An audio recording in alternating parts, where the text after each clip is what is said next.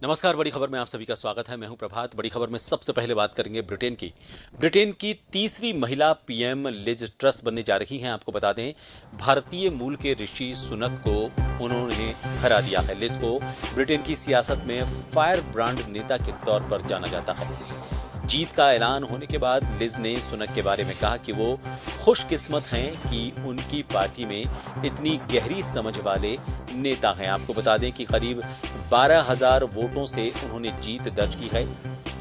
Liz को कुल 80,000 vote मिले, जबकि ऋषि सुनक को 68,000 वोट मिले थे। और इन दोनों के बीच काफी कड़ी टक्कर बताई जा रही थी। भारतीय मूल के ऋषि सुनक काफी दिनों से चर्चा में थे। जब से वो प्रधानमंत्री पद के उम्मीदवार बने थे, तभी से वो चर्चाओं में थे। लेकिन आज ये फैसला हो गया है कि ब्रिटेन की अगली प्रधानमंत्री लिज ट्रस बन रही हैं। वो तीसरी ऐसी महिला हैं जो ब्रिटेन के प्रधानमंत्री के तौर पर अपनी जिम्मेदारी निभाएंगी।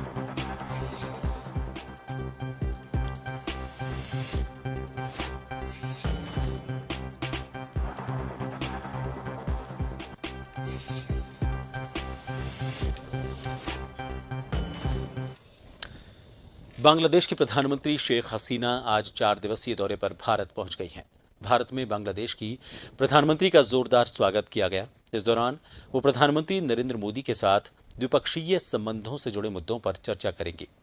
वो राष्ट्रपति द्रौपदी मुर्मू और उपराष्ट्रपति जगदीप धनखड़ से भी मुलाकात करेंगी। राष्ट्रपति से मुलाकात के दौरान भारत बांग्लादेश के बीच रक्षा, व्यापार, रेलवे, वाटर मैनेजमेंट और टेक्नोलॉजी से जुड़े 7 समझौते हो सकते हैं।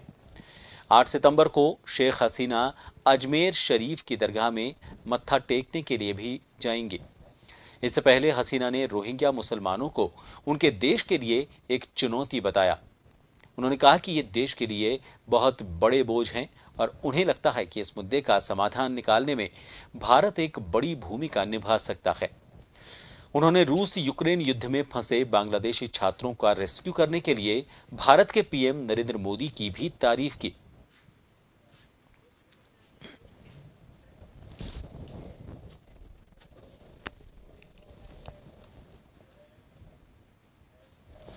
और इस खबर को लेकर बात करेंगे। डॉक्टर करोड़ी सिंह जी हमारे साथ विदेश मामलों के जानकार फोन लाइन पर जुड़े हुए हैं।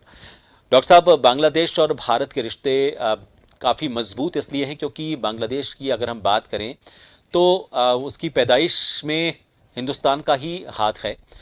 और जब से वो बना है तब से लेकर भारत से उसका जुड़ाव न सिर्फ इकोनॉमिक लेवल पर बल्कि सियासी तौर पर भी काफ़ी नज़दीकी रहा है। बांग्लादेश की हमेशा से ये कोशिश रहती है कि भारत को साथ लेकर चले।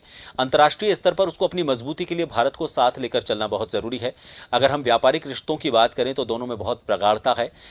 अब जो मुलाकात होने जा रही है, क्या लगता है दोनों देशों के बीच रोहिंग्या मुसलमानों का एक मसला है ही, लेकिन उसके अलावा भी अगर हम व्यापारिक रिश्तों की बात करें तो कितने दोस्ताना रिश्ते मजबूत होंगे? और इसके अलावा अंतर्राष्ट्रीय स्तर पर अगर इस मुलाकात को देखा जाए तो कितनी बड़ी पहचान ये बनकर निकलकर सामने आएगा?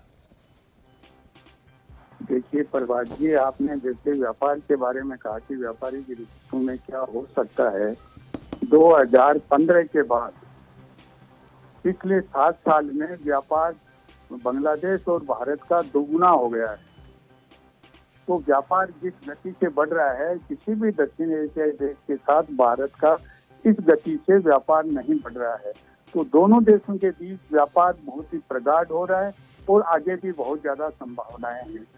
दूसरा, आपने भी बताया जैसा कि 7 समझौते होंगे और इन 7 समझौतों में टेक्नोलॉजी है, वाटर है, कनेक्टिविटी है और इस तरह के बहुत से समझौते हो रहे हैं। 7 समझौतों के बारे में ऐसा प्लानिंग है और वहाँ का विदेश मंत्री भी साथ है, पूरा डेलीगेशन आया है और 5 दिन लगभग यहाँ रहेंगी। तो हमारे राष्ट्रपति से भी मिलेंगी, उपराष्ट्रपति से मुलाकात होगी, प्रधानमंत्री से होगी, विदेश मंत्री से होगी। तो वाइड रेंज ऑफ इश्यूज से बात होगी। उसमें अंतर्राष्ट्रीय राजनीति भी होगी, रीजनल मैकेनिज्म क्या हो सकता है कोऑपरेशन का। तो द्विपक्षीय तो प्राथमिकता है ही, द्विपक्षीय के अलावा भी रीजनल लेवल पे भी क्या हो सकता है। जैसे बे ऑफ बंगाल कन्वर्सेशन है, बिम्स्टेक का संगठन है, वो बांग्लादेश केंद्रित है। और उसमें पाकिस्तान को आइसोलेट करके और एक बिम्स्टेक और जो बे ऑफ बंगाल कन्वर्सेशन का संगठन बना रखा है, वो उसका हेड ऑफिस ढाका में है। तो बांग्लादेश उसमें बे ऑफ बंगाल जो कोऑपरेशन वाला है बिम्स्टेक का, उसमें महत्वपूर्ण भूमिका निभा सकता है। तो निश्चित रूप से द्विपक्षीय के अलावा रीजनल मैकेनिज्म से किस तरह से रिश्ते मजबूत हो सकते हैं, केवल बांग्लादेश के नहीं, जो दूसरे जैसे नेपाल है, भूटान है, थाईलैंड है, म्यांमार है, इनके साथ भी कैसे मजबूत हो सकते हैं, इसके ऊपर भी बातचीत होगी। क्योंकि जब दो देशों के राष्ट्राध्यक्ष मिलते हैं तो एक तो औपचारिक होता है कि केवल साइन करना होता है, वो पहले से ड्राफ्ट तैयार हो जाते हैं, वो होता है। दूसरा, एक समझ विकसित होती है। तो अंतर्राष्ट्रीय स्तर पे भारत और बांग्लादेश प्रारंभ से ही एक जैसा दृष्टिकोण अपनाते रहे हैं।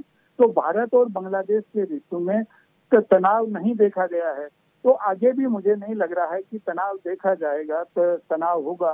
क्योंकि भारत का दृष्टिकोण जब ये है कि नेबरहुड फर्स्ट, कि पड़ोसी सबसे पहले, और भारत की इस नीति में बांग्लादेश सबसे प्रायोरिटी पे है कि पड़ोसी पहले में बांग्लादेश है। और सांस्कृतिक दृष्टि से जैसे बांग्लादेश में बंगाली कल्चर है, तो हिंदुस्तान में भी बंगाली कल्चर है।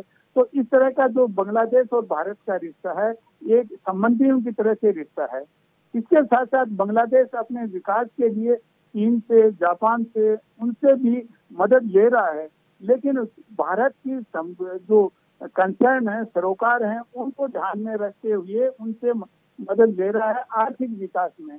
भारत का अगर कोई सुरक्षा संबंधी या सामरिक हित चोट आती लग रही है तो बांग्लादेश उनसे उस तरह की मदद नहीं ले रहा है। तो इस रूप में बांग्लादेश भारत के जो सरोकार हैं, भारत की जो संवेदनशीलता है, उसके पूरा ध्यान में रखते हुए भारत के साथ अपने संबंध मजबूत कर रहा है। और भारत भी एक सकारात्मक रुचि ले रहा है इसमें। एक वाटर जो रिसोर्सेज हैं, उनका हमेशा अंडर यूटिलाइजेशन रहा है। क्योंकि दक्षिण एशिया में वाटर रिसोर्सेज हैं वो द्विपक्षीय से भी आगे बढ़े हैं। क्योंकि जैसे नेपाल है, भूटान है, चीन है, ब्रह्मपुत्र में ये चीन भी आ जाता है। तो इन वाटर रिसोर्सेज का किस तरह से एफिशिएंट मैनेजमेंट किया जाए, इसको लेके बातचीत होगी। बॉर्डर का जहाँ तक मामला है, बॉर्डर मैनेजमेंट की बात होगी। बॉर्डर इश्यू नहीं है बांग्लादेश और भारत के बीच में, बॉर्डर इश्यू तो रिजोल्व हो गया, लेकिन बॉर्डर को मैनेज कैसे किया जाए।